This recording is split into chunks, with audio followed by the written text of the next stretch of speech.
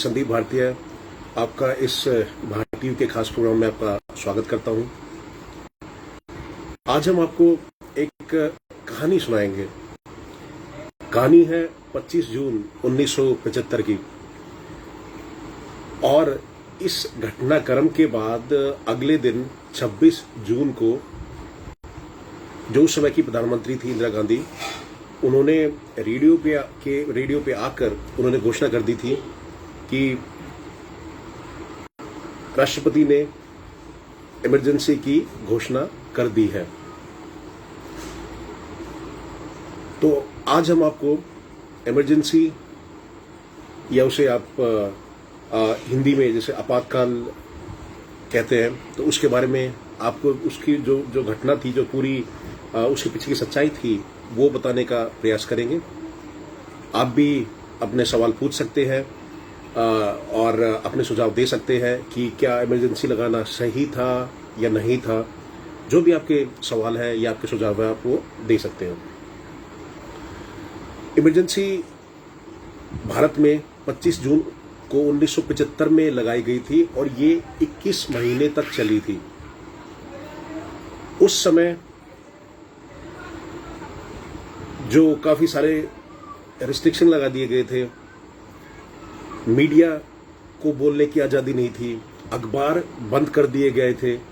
कुछ समय बाद फिर अखबार तो चालू कर दिए गए थे, लेकिन अखबार में जो लिखा जाता था वो पहले सरकार के पास अप्रूवल के लिए जाता था, और जब सरकार उसको अप्रूव करती थी तभी वो छपता था। विपक्ष के जो नेता थे उनको जेल में डाल दिया गया था।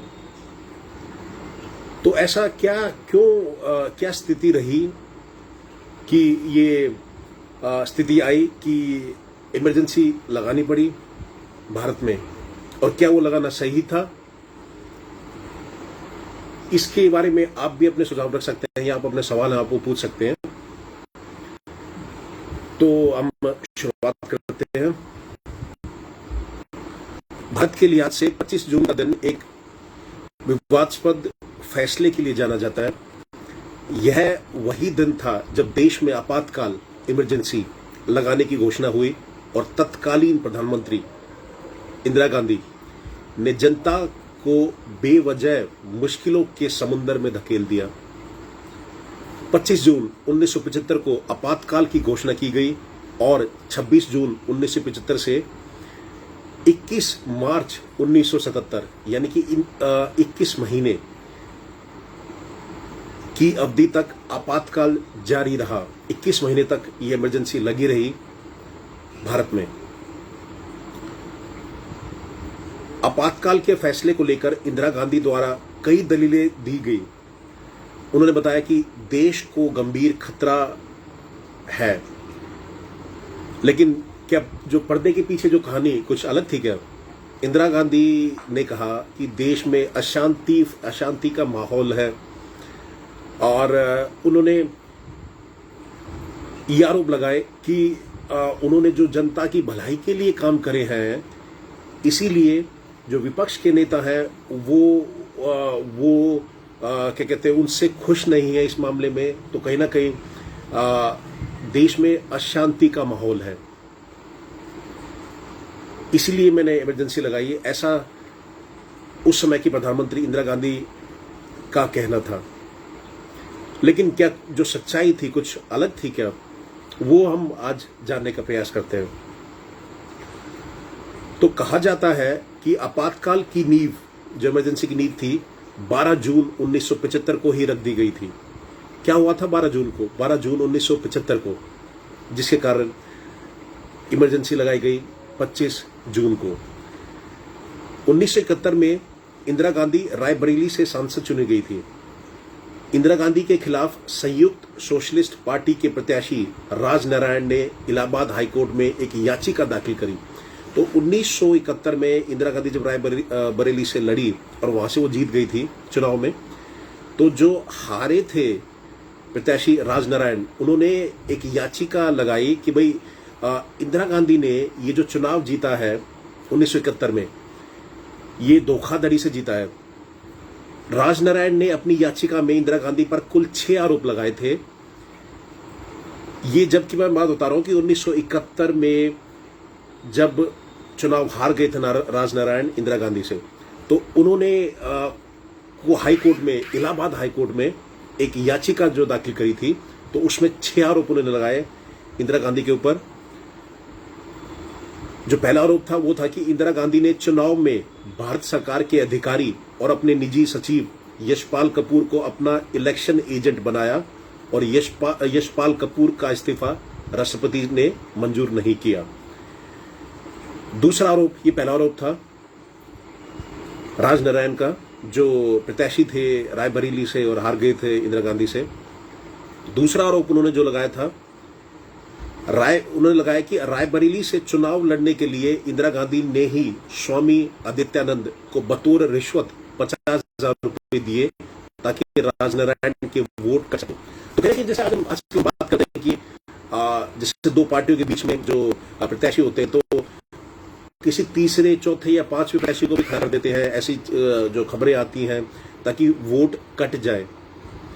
तो ये आज नहीं हो रहा, ये तो काफी समय पहले से आप देखिए 1971 में ये आरोप लगे थे। तो 1971 या उससे पहले से ये होता आ रहा है कि जो कुछ जो पार्टी के नेता होते हैं तो अपने जो दूसरे पार्टी के नेता के खिलाफ जो चुनाव लड़ते हैं, तो वोट काटने के लिए तीसरे, चौथे या पांचवें डमी कैंडिडेट कहते हैं जिसको, उसको खड़ा कर देते हैं ताकि वोट कट जाए और उनकी जीत हो सके। तो राजनारायण ने ये आरोप लगाया इंदिरा गांधी के ऊपर कि स्वामी आदित्यानंद को बतौर रिश्वत 50,000 रुपए दिए गए इंदिरा गांधी के द्वारा ताकि जो राजनारायण को वोट मिलने थे वो वोट कट जाए। तीसरा आरोप था जो राजनारायण का, वो था इंदिरा गांधी ने चुनाव प्रचार के लिए वायुसेना के विमानों का दुरुपयोग किया। वायुसेना के जो विमान थे, तो राजनारायण का कहना था कि इंदिरा गांधी ने उसका दुरुपयोग किया। चौथा आरोप जो राजनारायण ने लगाया, इलाहाबाद के डीएम और एसपी की मदद चुनाव जीतने के लिए की गई। राजनारायण कहते हैं कि भाई इलाहाबाद के जो डीएम थे और एसपी, उनकी मदद से इंदिरा गांधी 1971 का रायबरेली से जो चुनाव था वो जीती थी। पांचवा आरोप जो राजनारायण का था, ये कोर्ट में उन्होंने दलित ये जो याचिका दायर करी थी उसमें लिखा था राजनारायण ने। पांचवा आरोप उन्होंने जो इंदिरा गांधी पर लगाया था, मतदाताओं को लुभाने के लिए इंदिरा गांधी की ओर से मतदाताओं को शराब और कंबल बांटे गए। आजकल हम सुनते हैं कहीं जैसे कि भाई शराब बांट दी, कंबल बांट दिए या और पैसे बांट दिए, बहुत सारी चीजें हैं। तो ये आज से नहीं होता रहा, ये तो बहुत पहले से इसकी नींव रखी गई थी। अब आप देखिए, तो उन्होंने ये आरोप लगाया कि भाई ये जो वोटर, जो वोटिंग करने के लिए जो वोटर्स हैं, उनको शराब और कंबल बांटे गए। और छठा आरोप इंदिरा गांधी ने, जो छठा आरोप राजनारायण ने लगाया कि इंदिरा गांधी ने चुनाव में निर्धारित सीमा से ज्यादा खर्च किया। जो एक फिक्स अमाउंट होता है उससे ज्यादा इंदिरा गांधी ने खर्च किया, ऐसा राजनारायण का कहना था। तो ये 6 आरोप लगाए थे राजनारायण ने इंदिरा गांधी के ऊपर 1971 का चुनाव हारने के बाद रायबरेली से इंदिरा गांधी के खिलाफ खड़े हुए थे। तो 12 जून, तो उसका फैसला 4 साल के बाद आता है। तो 4 साल तक, अगले 4 साल तक 1971 के बाद इंदिरा गांधी प्रधानमंत्री बनी रही। 12 जून 1975 को राजनारायण की इस याचिका पर इलाहाबाद हाई कोर्ट के जस्टिस जगमोहन लाल सिन्हा ने फैसला सुनाया। तो 4 साल बाद जो फैसला सुनाया गया उसमें क्या हुआ, इंदिरा गांधी को चुनाव में सरकारी मशीनरी के दुरुपयोग का दोषी पाया गया। तो जहां उन्होंने, राजनारायण ने कहा था कि भाई सरकारी मशीनरी का दुरुपयोग किया गया, तो उसका दोषी पाया गया उनको। हालांकि अन्य आरोप खारिज कर दिए गए। तो जो अन्य आरोप लगाए थे राजनारायण ने, उनको खारिज कर दिया गया। जस्टिस सिन्हा, जगमोहन लाल सिन्हा ने इंदिरा गांधी के निर्वाचन को रद्द कर दिया और 6 साल तक उनके चुनाव लड़ने पर भी रोक लगा दी। तो अगले 6 साल तक इंदिरा गांधी चुनाव नहीं लड़ सकती थी, ऐसा जस्टिस सिन्हा का कहना था। इस मामले में राजनारायण के वकील थे शांति भूषण, जो बाद में देश के कानून मंत्री भी बने। तो राजनारायण जो प्रत्याशी जो हारे थे और इंदिरा गांधी पे जिन्होंने इल्जाम लगाए थे, तो उनके वकील शांति भूषण थे और बाद में वो देश के कानून मंत्री बने। और उनके बेटे प्रशांत भूषण को भी अपने थे उस समय, वो राजनारायण के वकील थे। तो एक आरोप जो था उसमें दोषी पाई गई इंदिरा गांधी और वो आरोप था कि सरकारी मशीनरी के दुरुपयोग का दोषी पाई गई इंदिरा गांधी, और जो आरोप थे वो खारिज कर दिए गए थे। अब हुआ क्या कि जैसे हाईकोर्ट का ये फैसला आया, इलाहाबाद का हाईकोर्ट का 12 जून 1975 को, हाईकोर्ट के फैसले के बाद इंदिरा गांधी को प्रधानमंत्री पद छोड़ना पड़ता। ये जो फैसला था, इसके बाद तो कुर्सी चली जाती इंदिरा गांधी की उस समय। इसलिए इस लटकती तलवार से बचने के लिए प्रधानमंत्री के आधिकारिक आवास एक सफदरजंग रोड पर आपात बैठक बुलाई गई। तो वो अगर उस समय ये हाईकोर्ट का जो फैसला आया था, तो फिर उससे प्रधानमंत्री पद छोड़ना पड़ता है इंदिरा गांधी को। तो एक बैठक बुलाई गई, एक सफदरजंग रोड पर आपात बैठक बुलाई गई। इस दौरान कांग्रेस के तत्कालीन अध्यक्ष, जो उस समय अध्यक्ष थे कांग्रेस के, DK बरुआ ने इंदिरा गांधी को एक सुझाव दिया कि अंतिम फैसला आने तक वो कांग्रेस अध्यक्ष बन जाए और प्रधानमंत्री कुर्सी वह खुद संभाल लेंगे। तो जो कांग्रेस के अध्यक्ष थे DK बरुआ, वो कहते हैं कि भाई इंदिरा गांधी जी को उन्होंने बोला कि आप एक काम करें, आप कांग्रेस के अध्यक्ष बन जाएं जब तक इसका फैसला नहीं होता, और मैं प्रधानमंत्री बन जाता हूं। लेकिन बरुआ का यह सुझाव इंदिरा गांधी के बेटे संजय गांधी को पसंद नहीं आया। तो संजय गांधी ने मना कर दिया, भाई ऐसा नहीं, अब ऐसा नहीं होना चाहिए या नहीं होने देंगे हम, आप प्रधानमंत्री बने और इंदिरा गांधी वो कांग्रेस की अध्यक्ष। के बाद 23 जून को सुप्रीम कोर्ट में एक अपील करी।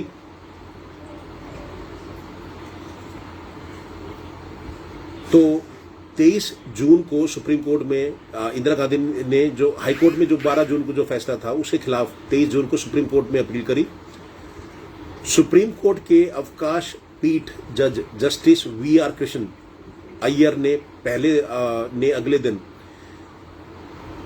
तो इससे पहले मैं आपको बता दूं, वो जो वकील साहब जिन्होंने ये फैसला सुनाया था कि इंदिरा गांधी के खिलाफ, जैसे एक केस में उन्होंने बताया था कि सरकारी मशीनरी का उपयोग किया गया, तो उनके जो जस्टिस थे, जो जस्टिस सिन्हा थे, उन्होंने बाद में ये बताया कि भाई उन पे भी कहीं ना कहीं दबाव डाला गया। उस समय की जो सरकार के जो मंत्री थे, उन्होंने इनको लालच भी दिया कि आपको सुप्रीम कोर्ट का में कहते हैं वहां मूव कर देंगे आपको। पर ये जो जस्टिस सिन्हा थे ये नहीं माने, इन्होंने अपने फैसले पे अड़े रहे। इलाहाबाद हाई कोर्ट का जो फैसला सुनाया था, तो इन्होंने कहा कि 3-4 दिन तक इन्होंने लोगों से मिलना बंद कर दिया था, क्योंकि सरकार के आदमी इनसे आके मिलते थे, इन पे कहीं दबाव डालते थे। फिर जैसे मैंने आपको बताया कि फिर 1900 जो फिर इसके खिलाफ 23 जून को सुप्रीम कोर्ट में इंदिरा गांधी ने एक जो हाईकोर्ट का जो फैसला आया था 12 जून को, तो 23 जून को सुप्रीम कोर्ट में अपील करी। सुप्रीम कोर्ट के अवकाश पीठ जज जस्टिस VR कृष्ण अय्यर ने अगले दिन 24 जून 1975 को याचिका पर सुनवाई करते हुए कहा कि वो इस फैसले पर पूरी तरह से रोक नहीं लगाएंगे। तो सुप्रीम कोर्ट ने मना कर दिया कि जो फैसला है इलाहाबाद हाई कोर्ट का वो सही था। हालांकि सुप्रीम कोर्ट ने उन्हें प्रधानमंत्री बने रहने की अनुमति दे दी। तो पहले जहां इलाहाबाद हाई कोर्ट से इंदिरा गांधी को ये कह दिया गया था कि आप प्रधानमंत्री आगे नहीं बन सकते, तो उस पे सुप्रीम कोर्ट ने उन्हें प्रधानमंत्री बने रहने की अनुमति दे दी थी, मगर दान नहीं कर सकती। ये सुप्रीम कोर्ट का फैसला था। विपक्ष के नेता सुप्रीम कोर्ट का पूरा फैसला आने तक नैतिक तौर पर इंदिरा गांधी के इस्तीफे पर अड़ गए। तो जैसे ये फैसला आता है 24 जून को, तो जो विपक्ष के नेता थे वो सारे उन्होंने भी सभी ने ये आवाज उठाई कि नैतिक तौर पर इंदिरा गांधी को इस्तीफा दे देना चाहिए अपना। नहीं, इस्तीफा नहीं दिया था, तो जो विपक्ष के नेता थे वो भी अड़ गए सारे कि भाई अब तो इस्तीफा आपको देना पड़ेगा। तो एक तरफ इंदिरा गांधी कोर्ट में कानूनी लड़ाई लड़ रही थी और दूसरी तरफ विपक्ष उन्हें घेरने में जुटा हुआ था। गुजरात और बिहार के छात्रों के आंदोलन के बाद विपक्ष कांग्रेस के खिलाफ एकजुट हो गया। तो जो विपक्ष के जितने भी नेता थे वो एकजुट हो गए और बिहार में और गुजरात में उस टाइम छात्रों का आंदोलन हुआ था जो बहुत ही प्रसिद्ध हुआ था।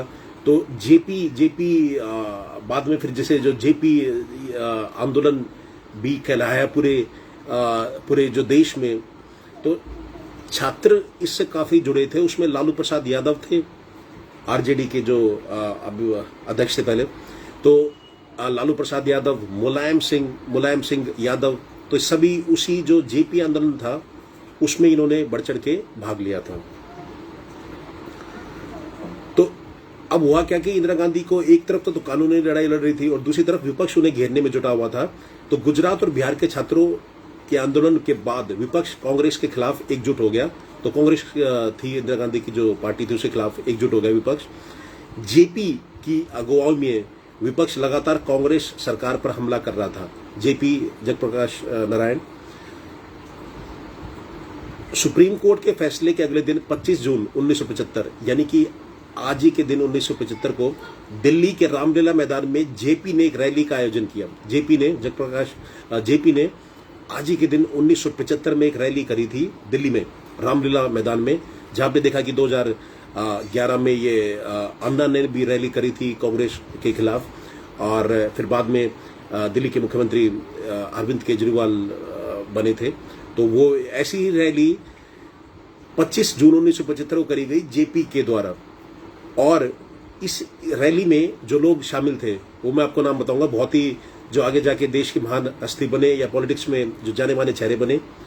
उसमें अटल बिहारी वाजपेयी, लाल कृष्ण आडवाणी, जो जेपी ने जो रामलीला ग्राउंड में जो रैली करी थी उसकी मैं बता रहा हूं। उसमें जो लोग आए थे तो उसमें जो रैली करी थी उसमें अटल बिहारी वाजपेयी, लाल कृष्ण आडवाणी, आचार्य जेबी कृपलानी, मोरारजी देसाई का नाम याद रखिए आप। फिर आगे जाके मोरारजी देसाई करीब 2 साल तक भारत के प्रधानमंत्री भी रहे थे। चंद्रशेखर भी आगे जाके भारत के प्रधानमंत्री बने।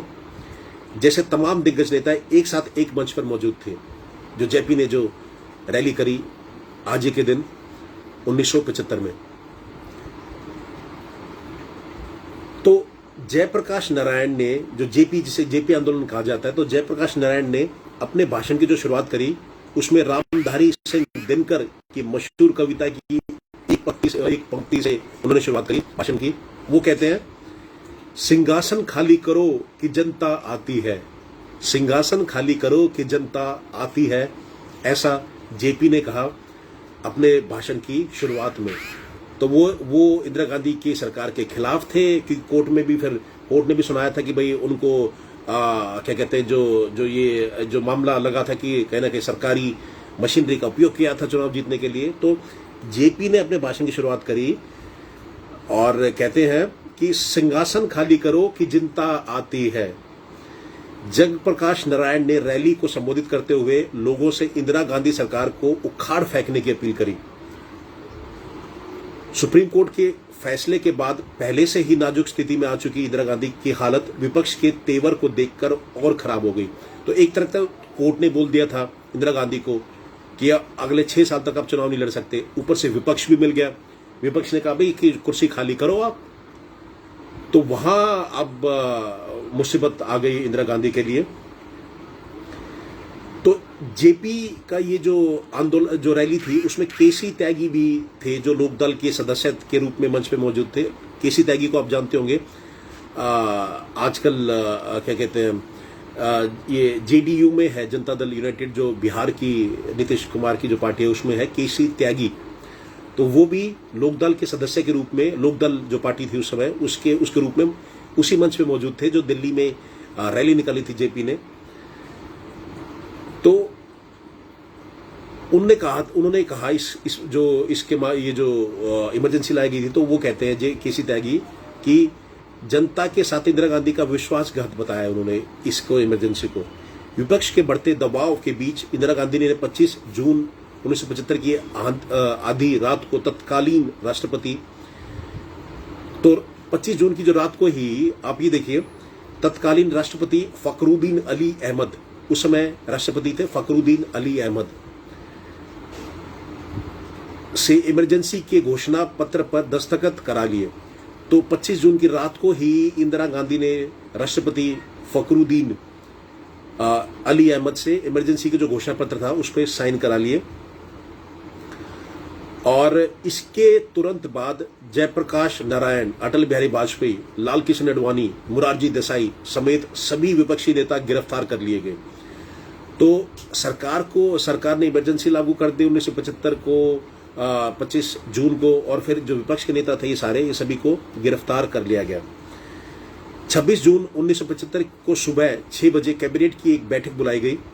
इस बैठक में के बाद इंदिरा गांधी ने ऑल इंडिया रेडियो के ऑफिस पहुंचकर देश को संबोधित किया। तो आजकल जैसे आप देखते हैं कि जो भारतीय प्रधानमंत्री है मोदी जी, जैसे वो लाइव आते हैं टीवी में और सब उनको देखते हैं, उस समय रेडियो का ज्यादा उपयोग होता था। तो टीवी लोगों के पास ज्यादा थे नहीं उस समय, तो रेडियो लोग सुनते थे। तो Indira Gandhi all India radio के ऑफिस पहुंची और देश को एक संबोधन दिया। उन्होंने आपातकाल के पीछे आंतरिक अशांति को वजह बताया। तो वो कह रहे हैं कि आंतरिक अशांति है देश में, इसलिए मैंने इमरजेंसी लगाई है। इंदिरा गांधी ने जनता से कहा कि सरकार ने उसके हित में कुछ प्रगतिशील योजनाओं की शुरुआत की थी। तो वो कह रही कि मैंने जनता के हित में कुछ योजनाएं लेके आई थी मैं, लेकिन इसके खिलाफ गहरी साजिश रची गई, इसलिए उन्होंने आपातकाल जैसा कठोर कदम उठाना पड़ा। तो कह रही मेरी मजबूरी है आपातकाल लगाना। और कहीं ना कहीं हम तो इस फैसले को नहीं मानता। अगर मैं आप मेरी बात करें, हमारे भारत की बात करें, तो ये बहुत ही गलत फैसला था देश के लिए। देश को इमरजेंसी थोपना देश के ऊपर बहुत ही गलत फैसला था। तो इंदिरा गांधी जी कहती हैं कि भाई मैं जनता के लिए प्रगतिशील योजनाओं की शुरुआत करी थी, इसलिए विपक्ष ने मेरे खिलाफ साजिश रची है और कहीं ना कहीं अशांति का आंतरिक अशांति है पूरे देश में, इसलिए मैं इमरजेंसी लगा रही हूं। तो ये उन्होंने इसके लिए रीजन दिया और ऑल इंडिया रेडियो के ऑफिस में उन्होंने पूरे देश को संबोधन किया था। और इसलिए वो कहते कि मैंने इमरजेंसी लगाई। तो उस समय के एक अखबार ने इस घटना पर एक कार्टून भी प्रकाशित किया था, जिसकी बड़ी चर्चा हुई थी। उसमें अखबार में एक कार्टून छापा गया था। उसमें क्या हुआ कि कार्टून में फखरुद्दीन अली अहमद जो राष्ट्रपति थे उस समय के, को नहाते हुए अध्यादेश पर दस्तखत करते दिखाया गया है। तो उसमें एक कार्टून बनाया गया था अखबार में कि राष्ट्रपति जो उस समय थे वो फखरुद्दीन अली अहमद, वो उस टाइम नहा रहे थे और इंदिरा गांधी ने कहा कि भाई ये अध्यादेश पे साइन करे जाए, तो उन्होंने नहाते हुए साइन कर दिए। कहने का मतलब ये था, उन्होंने जो राष्ट्रपति ने कहीं ना कहीं जो प्रधानमंत्री इंदिरा गांधी ने दबाव डाला और राष्ट्रपति ने उस पर सीधा साइन कर दिए और देश को इमरजेंसी में धकेल दिया। कितना गलत था आप ये देखिए। 21 महीने तक इमरजेंसी रही, आपातकाल जो आप कहेंगे। विपक्ष के सारे नेताओं को जेल में डूब दिया गया। वो क्यों सरकार ने कहा कि इन समय खतरा है, साजिश रच सकते हैं। और सिर्फ था क्या, ये अपनी कुर्सी बचाने का तरीका था इंदिरा गांधी के द्वारा, क्योंकि कोर्ट ने बोल दिया था कि आपको कुर्सी खाली करनी पड़ेगी और अगले 6 साल तक आप चुनाव नहीं लड़ सकते। तो ये इसीलिए जो 12 जून का इलाहाबाद हाईकोर्ट का जो फैसला आया था, फिर 23 जून को सुप्रीम कोर्ट में गई थी इंदिरा गांधी और सुप्रीम कोर्ट ने कहा कि नहीं भाई ये फैसला जारी रखिए और क्या कहते हैं आप प्रधानमंत्री बने रह सकते हैं, लेकिन आप अगले 6 साल तक आप चुनाव नहीं लड़ पाएंगे, ऐसा बोला था। तो इसी का तोड़ ढूंढने के लिए संजय गांधी जो इंदिरा गांधी के बेटे थे, उन सब ने एक वो मीटिंग बुलाई गई और फिर देश को इमरजेंसी में थोपने का देश के ऊपर इमरजेंसी ये फैसला लिया गया। मैं आपसे भी पूछना चाहता हूं कि आपके इस बारे में कोई सवाल है या आपके कोई सुझाव है कि ये ठीक करा या गलत करा, क्या था, मतलब जैसे आप क्या समझते हैं, तो जरूर अपने कमेंट्स में अपने जो आपको समझ में आता है वो आप जरूर बताइएगा। जैसी इमरजेंसी लगी, इसके बाद प्रेस की आजादी छीन ली गई। कई वरिष्ठ पत्रकारों को जेल भेज दिया गया, जो पत्रकार है। और जो मीडिया जो देश का चौथा स्तंभ है, उसमें कई जो वरिष्ठ पत्रकार थे उनको जेल भेज दिया गया। अखबार तो बाद में फिर छपने लगे, लेकिन उनमें क्या छापा जा रहा है ये पहले सरकार को बताना पड़ता था। अखबार वाले बाद में जब छपने शुरू हुए तो उनको बताना पड़ता था सरकार को, भाई इसमें ये छाप रहे हैं, और कुछ भी अगर सरकार के खिलाफ था तो उसकी अनुमति नहीं मिलती थी छापने के लिए। इमरजेंसी का विरोध करने वालों को इंदिरा गांधी ने जेल भेज दिया। 21 महीनों में 11 लाख लोगों को गिरफ्तार कर जेल भेजा गया। अब ये जो मैं मेरे जो देश के युवा हैं, मैं उनको बताना चाहता हूं, मेरा मैसेज उनको है कि भाई आप देखिए, इमरजेंसी लगी थी भारत में, जानिए इसके बारे में, आपको इस खबर के बारे में पता होना चाहिए। 11 लाख लोगों को जेल भेज दिया गया था। कितने लोगों को पता है इस बात का, ही बताइए मुझे। कहीं ना कहीं अपनी कुर्सी बचाने के लिए अगर आप 11 लाख लोगों को 21 महीने के अंदर जेल भेज देते हो तो कितना शर्मनाक है देश के लिए। 21 मार्च 1977 को इमरजेंसी खत्म करने की घोषणा करी गई। तो 21 महीने बाद यानी कि 21 मार्च को 1977 को इमरजेंसी खत्म करने की घोषणा करी गई।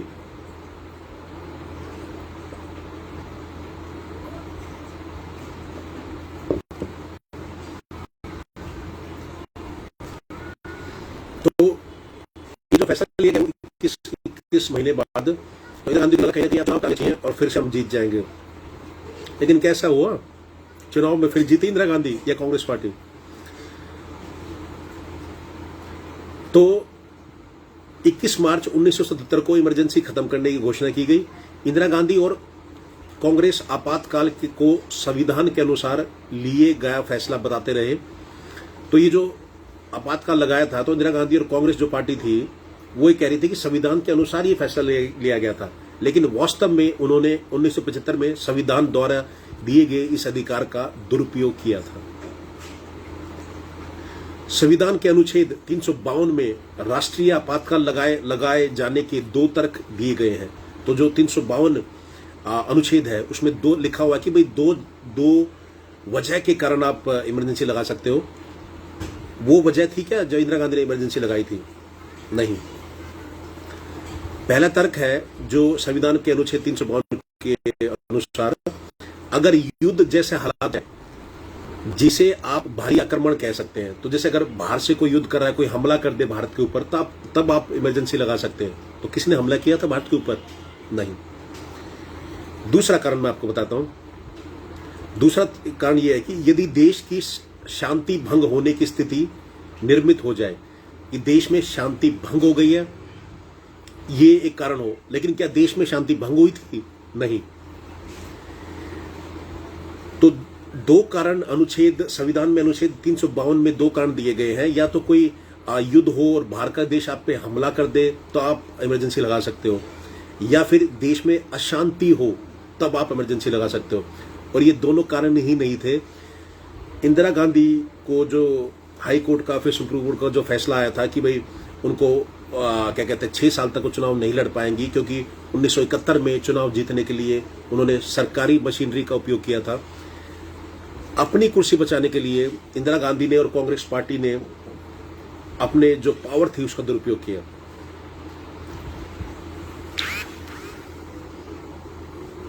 तो जो मैंने आपको बताया, दोनों कारण ही नहीं थे इमरजेंसी लगाने के, फिर भी देश पे इमरजेंसी जबरदस्ती थोप दी गई। इन 2 तर्कों के आधार पर ही भारत में राष्ट्रीय आपातकाल लगाया जा सकता है। जो मैंने आपको 2 तर्क बताए। वर्ष 1975 में जब भारत में आपातकाल लगा, तब देश की शांति भंग होने का तर्क दिया गया। ये बताया गया कि देश में शांति भंग हो गई है। कैसे भंग होगी शांति? आपको अपनी कुर्सी बचानी थी तो आपने ये कह दिया कि शांति भंग होगी।